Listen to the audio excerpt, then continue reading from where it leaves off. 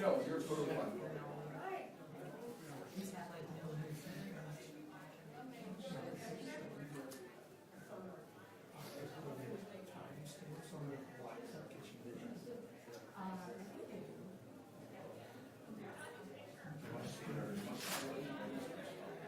Right, it registers, yeah.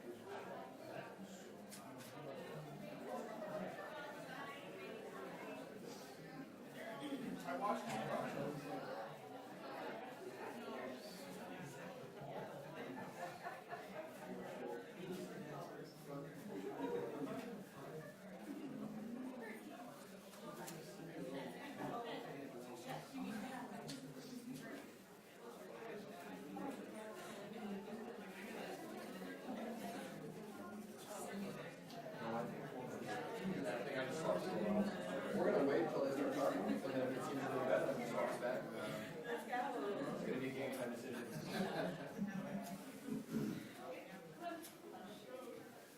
Good morning, everyone.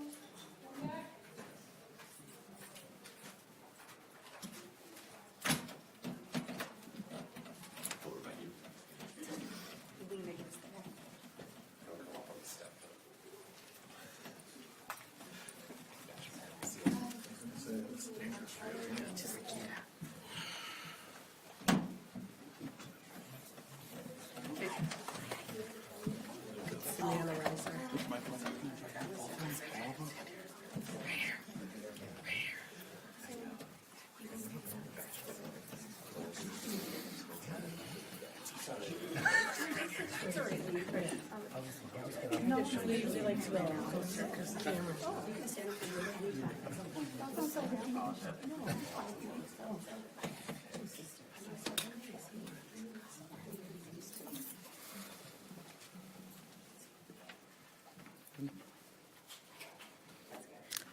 Good morning. My name is John Beeler. I'm the Policy Counsel for the American Civil Liberties Union of Minnesota. I would like to thank Majority Leader Murphy and Caucus Leader Stevenson for inviting us here today to quantify and contextualize what has occurred in Minnesota these past few months. What we have witnessed in the last 2 months is one of the largest deprivations of constitutional protections in the history of our state. It has touched every corner of our state, every aspect of daily life, and the full extent of the harms of Operation Metro Surge are just beginning to be felt and to be tallied. Minnesotans have been detained, Minnesotans have been disappeared, and Minnesotans have been killed by reckless, unaccountable federal agents. The Department of Homeland Security, Customs and Border Protection, and Immigration and Customs Enforcement have trampled on our constitutional protections, violating the First, Second, Fourth, Fifth, Sixth, and 10th Amendments. The ACLU of Minnesota has received over 700 reports of constitutional violations in the 2 months that our reporting portal has been active. That's nearly 200 more than when I testified before the Senate at the end of January. The federal government has not only violated the rights of Minnesota and Minnesotans, they have trampled on the separation of powers, violating nearly 100 federal court orders in January alone. This is a constitutional system at risk of breakdown. When Minnesotans' constitutional rights are violated, their attorneys go to courts to seek remedies, and when the courts grant those remedies, the federal government must comply. When the federal government does not comply, you arrive at where we are now. Thousands of Minnesotans separated from their families, unable to contact their attorneys, unable to locate their lost family members, detained in squalid conditions around the country, and treated as pawns in the federal government's campaign of racial and ethnic violence. The good news is that the state of Minnesota is not powerless. The state can act. The state can act to protect community spaces like schools, daycares, healthcare facilities, and courtrooms. The state can act to disentangle itself and its political subdivisions from this federal violence. The state can act to provide Minnesotans with legal avenues and legal remedies for constitutional harms. And the state can act to restrict and eliminate involvement in the federal surveillance state that the federal government has weaponized against Minnesota. Thank you again for the opportunity to address you today as Minnesota's elected representatives gather to respond to our shared experience these past few months. Good morning. I'm Senator Erin May Quaid. I represent Senate District 56, Rosemount, Apple Valley, and Eagan.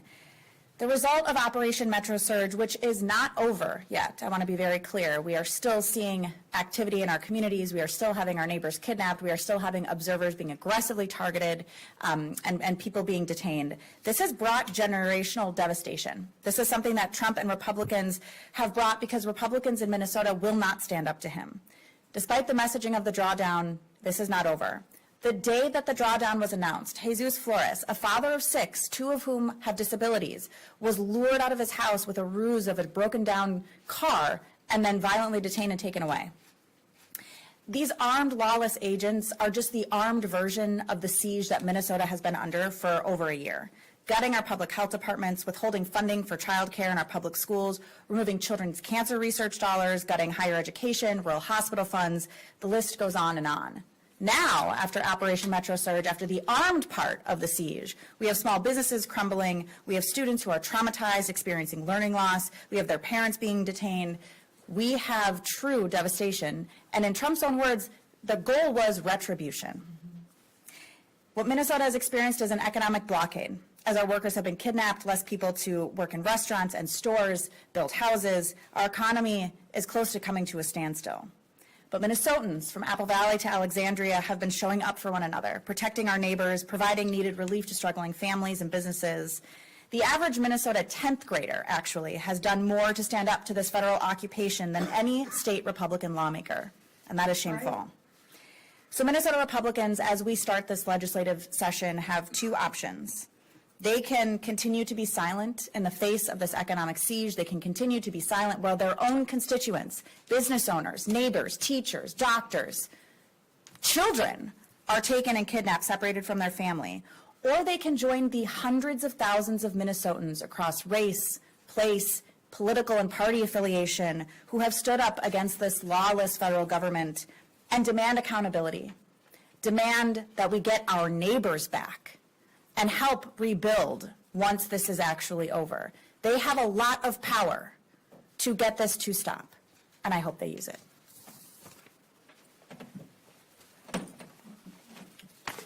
Good morning, everyone.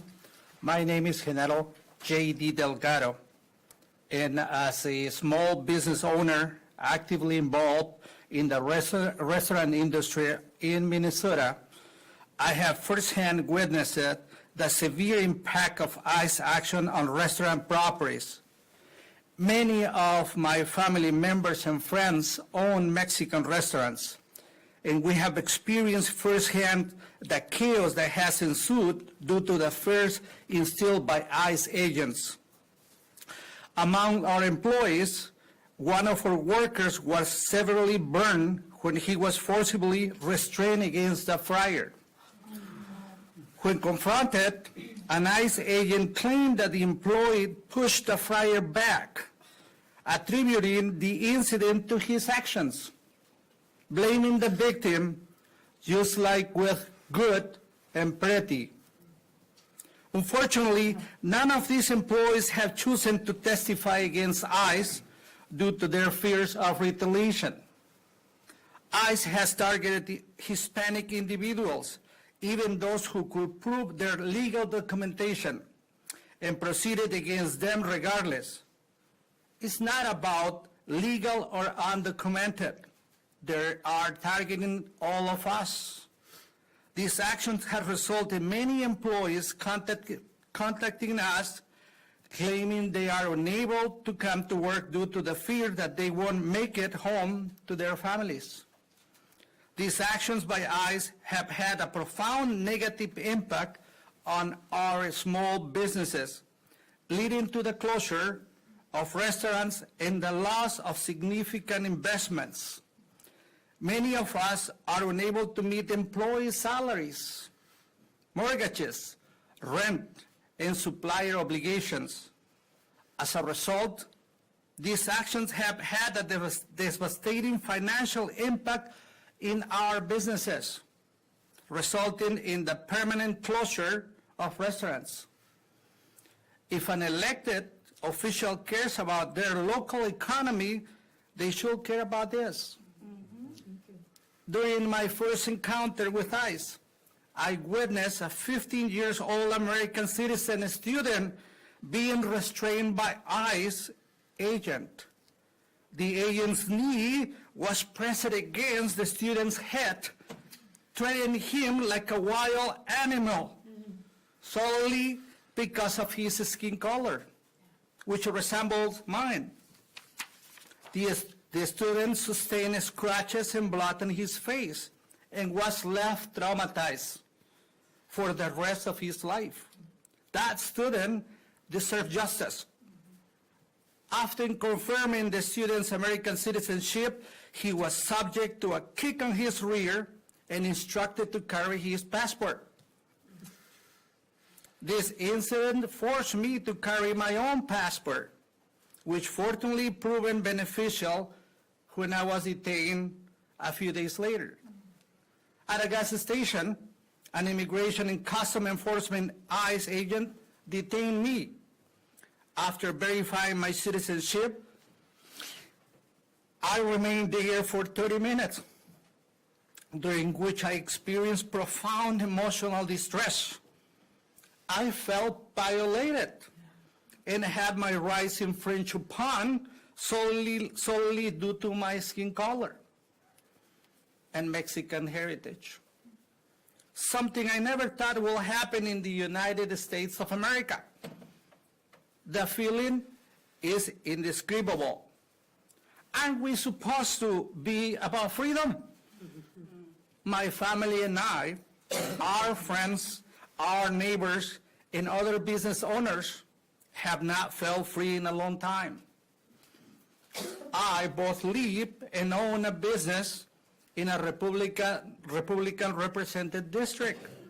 I understand that there is a tight house right now, and the legislation that could help us could be held up because of politics as usual. This is not politics as usual. This has been an affront to humanity.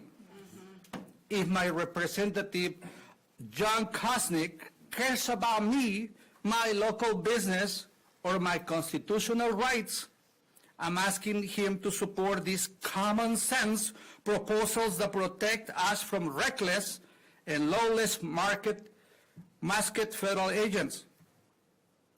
It's hard to share these stories, but if these stories can help bring change, I want to share them.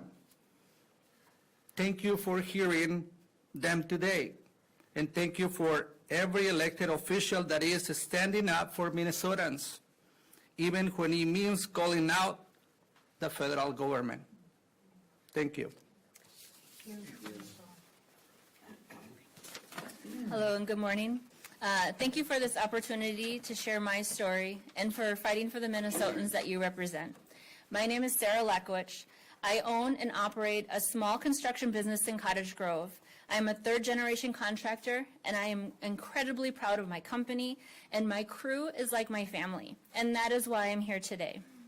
Last week, I was in a meeting with over 40 other contractors, large and small. Normally, at this point of the year, we're talking about contracts, strategy, finances. This time, because of the actions of federal agents, the conversation was really different. We found ourselves asking a question no one of us expected to ask.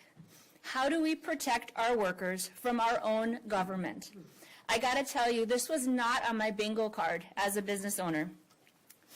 Like my dad and my grandpa before me, my employees are my family. Since December, many of them have been afraid to leave their homes. They have experienced fear, uncertainty, constant stress as they watch people who look like them being harassed, profiled, and targeted. For my business, there was only one responsible choice. We had to stop our projects because we could not guarantee the safety of our workers. These are folks who have earned legal status. They've worked hard, they've contributed, they are essential to our company and to our community. Yet, what we are seeing sends a deeply troubling message that who you are and how you look can matter more than your rights. Minnesotans deserve to see their elected officials do everything possible to protect constitutional rights, our homes and our businesses and our neighbors. This should not be a political issue. It's about standing up for people who show up every day to help build, care for, and sustain our communities. Caring about Cottage Grove in Minnesota means standing up with small businesses that serve this community, the workers who make that possible. I sincerely hope Representative Johnson will show the leadership on these issues this session. Thank you.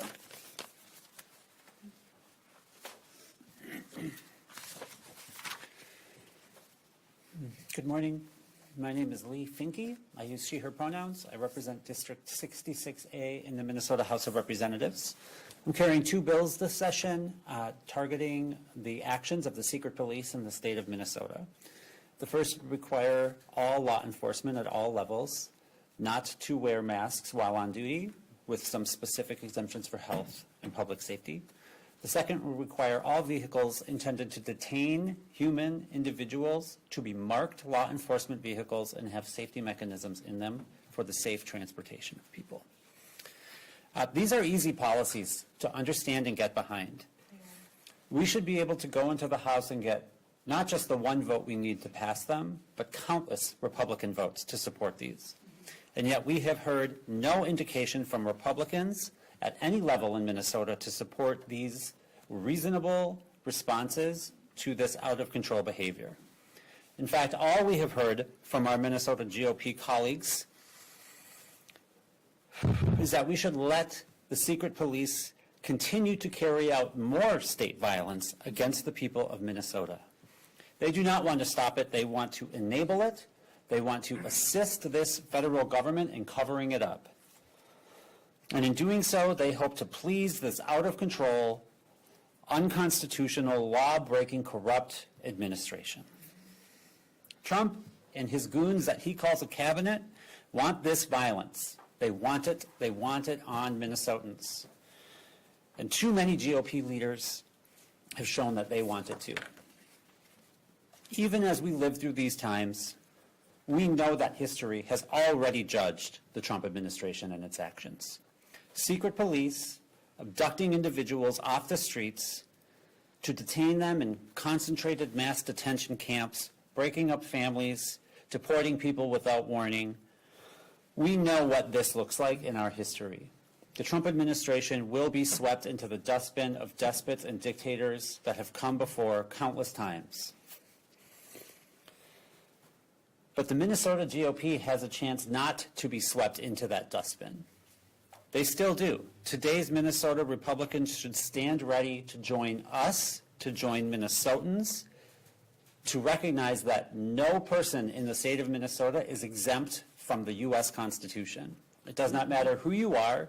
It does not matter why you are here or how you got here. If you are here, you are covered by the protections of the United States Constitution. And yet GOP leadership in their loudest voices have blamed everyone but the Trump administration. They have blamed our local police. They have blamed the U.S. Attorney's Office. They have blamed and detained legal immigrants, citizens, Democrats who they have called for our arrest. They have even killed those who have been killed by state violence for the state violence that has killed them. These are voices that have chosen a side at our moment in history. But the Minnesota DFL stands ready to solve this problem, to work together to solve it. We stand for our Constitution. We stand for the people of Minnesota, no matter who you are or why you are here. And we stand together to say no more secret police, no more broken families, no more illegal detentions, and no more killing of our citizens. Let's stand together as a DFL and a Minnesota GOP and say no more. This is the kind of moment in history where we must say never again will we allow this to happen anywhere in Minnesota or any state in the United States. Thank you, and we will stand for questions. Do you have no Republican authors? Have you tried? You know, we are constantly trying to reach out to Republicans. We're not holding our breath. I think if you look at the rhetoric, particularly from Republican leadership, they're not interested in holding this administration accountable, and that's not a surprise. We have 3 House members in the Republican Party running for governor. They're all competing for the affections of the same 500 Republican delegates, and ideally, from the Speaker's perspective, the endorsement of Donald Trump. So we don't expect them to challenge. What we're hopeful for is that some other Republicans will recognize the humanity of the situation and do the right thing. You know, with a lot of Republicans in the age of Trump, there's been this Dr. Jekyll, Mr. Hyde relationship. When you're behind closed doors, they're willing to tell you that they think that what's happening isn't acceptable and unreasonable. The lights come on, the cameras turn on, and we see an entirely different perspective. But I think what we've seen these last 6 weeks has been so exceptional, so damaging, that I don't know how you can be human and not respond to it. But even if it's not that, we also know it's an election year. And voters are watching, and voters will hold people accountable if they don't stand up to this administration. Swing districts, are you targeting, you know, there's some 50-50 swing districts in an election year. Are behind closed doors some of those Republicans possible peel-offs for you? If they're acting in their own political self-interest, they certainly will be. But again, we're not holding our breath. We've seen time and time again Republicans choose to follow the administration rather than follow the values that Minnesotans have. But we're going to try everything we can, and we're certainly going to give every Republican every opportunity to demonstrate that their values are consistent with Minnesotans and not Donald Trump. I know this list that you passed out is kind of just an overview, but is there 1 or 2 things specifically out of all of these ICE operation related bills that you are really going to be pushing for this session? I think that list contains a lot of ideas that are really important, and we're going to be pushing on multiple fronts here because the scale of the tragedy here requires that more comprehensive response. I think you heard Representative Finke talk about the need to make clear, you know, this is America. We don't have a secret police. People shouldn't be wearing masks and throwing people in the back of cars. You know, Chair Mueller has a bill to require the BCA to investigate shootings. That's critical too. We deserve accountability. No one is above the law, and Minnesotans deserve to have faith in the investigations. And you could go on and on. We have a lot of other bill authors here, so if you have questions about specific bills, we certainly can answer those as well.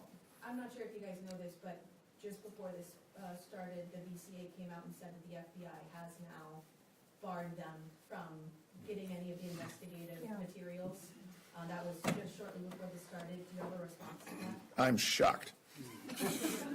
I mean, look, in both instances of the killings of Renee Good and Alex Preddy, hardly an hour passed before we had leading figures in the administration, all the way up to the Vice President of the United States, call them domestic terrorists, spreading a narrative of events that is plainly contradicted by video evidence, what Minnesotans can see with their own eyes. It is not shocking to me at all that the federal government doesn't want an agency like the BCA, which has an incredible reputation for thoroughness of doing nonpartisan investigations.